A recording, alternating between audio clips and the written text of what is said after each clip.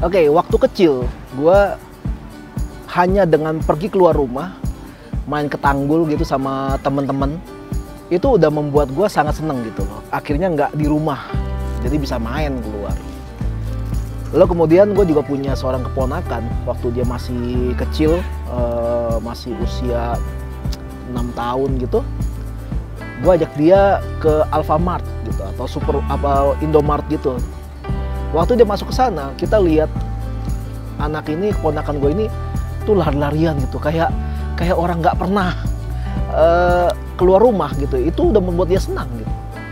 Jadi ada hal-hal yang kalau kita lakukan atau kita datangi atau kita ngapain gitu ya, itu bisa membuat kita senang. Ada orang yang sudah senang kalau dikasih nasi bungkus gitu. Ada orang yang senang hanya kalau kita kasih es krim. Tapi kalau kita lihat, ada orang-orang yang baru bisa berbahagia kalau dia bisa membeli barang-barang mahal, barang-barang bermerek yang bisa dipakai untuk menaikkan gengsi dia. Kalau ketemu orang, wah gila, handphone baru, wah handphone mahal, tas mahal, baju mahal, beli di mana nih? Kalau ngumpul sama teman-temannya, mereka akan saling pamer gitu. Nah, mereka bahagia kalau bisa membuat orang lain iri. Mereka baru bisa bahagia kalau apa yang mereka miliki tidak dimiliki oleh orang-orang lain. Yesus pernah bilang dalam perumpamaannya tentang perumpamaan seorang penabur, ada benih yang jatuh di semak belukar. Benih ini tumbuh tapi berbarengan dengan semak-semak yang lain, rumput-rumput yang lain. Akhirnya benih ini mati. Kenapa? Dijepit sama rumput-rumputan yang lain.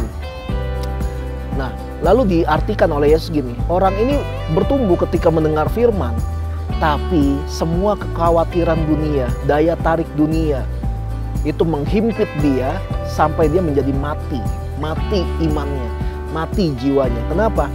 Orang-orang yang punya duit gitu ya, kayak rich, crazy rich gitu kan, sultan, segala macam, mereka nggak masalah beli tas, satu tas kecil 150 juta, beli mobil Tesla yang harganya 1M lebih, beli pesawat pribadi sekian puluh M dan sebagainya, mereka nggak masalah. Tapi ada orang-orang lain yang rich aja enggak gitu, mereka crazy aja gitu, crazy, mereka gila aja gitu, gila brand gitu. Pendapatan mereka, income mereka itu enggak sebanyak, bahkan enggak nyampe 10% dari orang-orang kaya yang lainnya. Tapi mereka berusaha untuk menaikkan gengsi mereka. Mereka harus punya handphone baru, handphone mahal, harus punya tas mahal, harus punya baju mahal gitu. Dan kita bisa tahu di zaman sekarang hal itu sudah dimanfaatkan oleh beberapa orang. Ada orang-orang tertentu yang menyewakan handphone mahal. Jadi ketika mereka ngumpul, wah tunjukin, handphone baru gini. Lalu mereka foto-foto di pesawat terbang. Padahal itu bukan pesawat terbang, itu studio yang disulap menjadi seperti pesawat. Makanya selalu bentuknya foto, nggak pernah bentuknya video. Karena foto itu kan, dilihat, langsung percaya kalau ini di pesawat atau di gunung atau di mana gitu. Bahkan ada tempat di luar negeri sana, mereka menyediakan cash, uang cash, tumpukan uang untuk berfoto, supaya kesannya mereka punya banyak uang. Nah, ini yang dikejar-kejar banyak orang sekarang. Makanya mereka, ketika mereka menempatkan kebahagiaannya dengan menaruh barang-barang mewah atau barang-barang yang bermerek gitu, kalau mereka miliki itu, baru mereka bisa berbahagia. Mereka kasihan. Karena gini, uang itu bisa hilang, pangkat bisa turun, karir bisa hancur. Tapi masalah bagaimana kita bisa berbahagia, itu pilihan kita. Saya sampai hari ini, kalau istri saya mau bikin saya senang, dia gampang, dia tahu. Dia tinggal masakan kesukaan saya, selesai. Nggak perlu dia kasih barang-barang mewah dan sebagainya gitu. Ya, tapi kalau dia mau kasih sih, saya terima banget ya. Cuma bukan itu gitu loh. Saya nggak pernah menaruh barang-barang bermerek atau barang-barang yang bergengsi, yang untuk menaikkan gengsi, menjadi sumber kebahagiaan saya.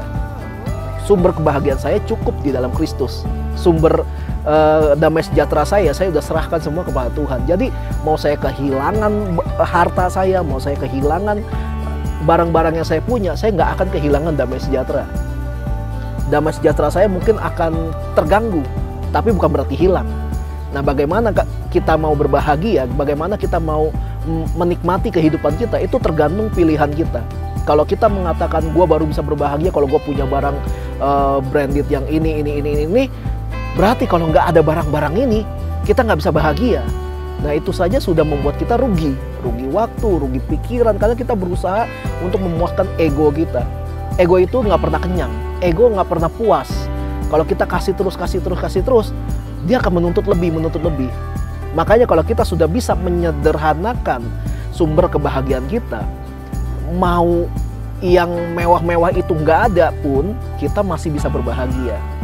Ada orang yang bahagia kalau diucapkan terima kasih. Ada orang yang bahagia kalau tiap kali ketemu selalu ditanyain kabarnya.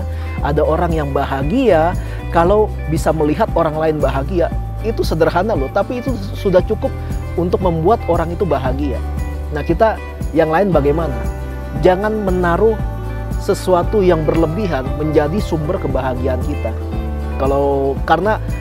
Karena kalau sampai benda-benda itu atau hal-hal itu sudah nggak ada atau kita nggak mampu untuk raih, kita jadi nggak bahagia, kita rugi teman-teman. Kita harus membuat bagaimana sumber kebahagiaan kita bisa sesederhana mungkin. Jangan semewah mungkin. Kemewahan itu hanyalah impact dari hal yang kita lakukan dengan tekun, hal yang kita lakukan dengan serius dan dengan segala kesederhanaan, lalu kemudian kita mencapai suatu goal yang mungkin kita nggak akan sangka-sangka, ya silakan saja, tapi silakan beli barang-barang mewah itu ketika kita memang punya kelimpahan itu. Tapi kalau ketika kita nggak punya, ya kenapa kita harus menaruh barang-barang mewah itu sebagai sumber kebahagiaan kita? Bukankah lebih baik kita membahagiakan diri kita dengan apa yang kita punya? Suami istri berbahagia ketika mereka bisa saling gandengan tangan, masih bisa cerita bareng-bareng, biarlah itu menjadi sumber kebahagiaannya. Anak-anak yang masih sekolah, biarlah mereka memiliki banyak teman yang baik, memiliki banyak teman yang bisa mensupport hidup mereka sebagai sumber kebahagiaan mereka. Karena walaupun harta mereka habis, mungkin orang tuanya yang tadinya kaya terus bangkrut, teman-temannya tidak meninggalkan mereka. Itu akan menjadi sumber kebahagiaan mereka gitu. Makanya pilihlah sesuatu yang sederhana untuk menjadi sumber kebahagiaan kita, supaya kita jangan sampai mudah dibohongi atau ditipu oleh tipu daya dunia ini, sehingga kita, iman kita, kerohanian kita atau hidup kita menjadi mati karena itu. Sekian, God bless.